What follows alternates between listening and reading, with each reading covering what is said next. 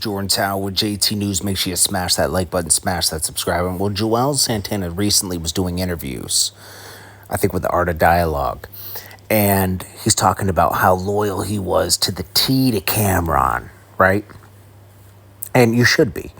Camron put you in position to make money. He discovered you and put you on. He put you on all the records he was on when he first moved over to Rockefeller and restarted his career.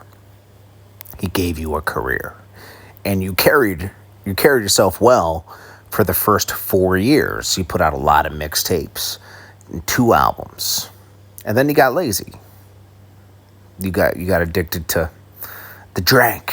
But anyways, see, what's funny about that loyal to the T thing is that him and Jim Jones was Cameron's hype man and was there from the beginning, pretty much, but he turned on Camron, and Camron arguably launched Jim's career too, because he put him on a lot of records as well.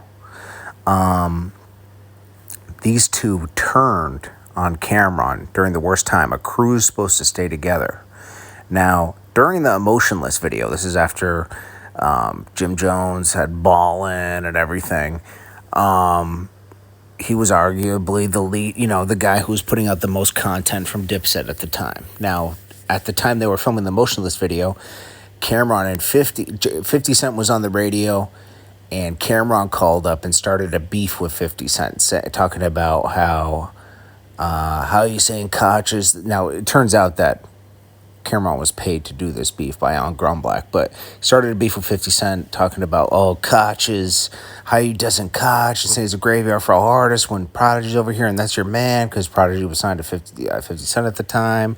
And then they went on to do diss records towards each other. But at the same time, during the Emotionless video, I witnessed this with my own 2 eyes. Jim Jones and Juelz got together and decided they weren't going to join Camron in this beef. They weren't going to go up against 50 Cent because they had to worry about their own careers. Now, later, Camron and 50 Cent, years later, would make up and be cool and making Jim Jones and Juelz look stupid. But around that time, the diss records dropped. Jim Jones is showing that he's aligned with 50 Cent. Went on The Basement with him on BET. They performed, Juelz and Jim Jones performed with 50 Cent. All the members of G-Unit were in the Back to the Crib video with Juelz.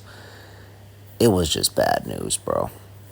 The DIPSET turned on Camron, or at least these 2 members. The two biggest members that he blew up. Now, I can't blame Camron for, him and Mace were childhood friends. They, put their beef aside and made up and became friends again because of Gillian Wallow, and now they have one of the bigger sports shows. And I don't blame Camron for not bringing Jim and Juelz on. He says, I love my guys in the past, pause, no Diddy, but, every time they come around, the money ain't there. Every time I get away from them, the money's there.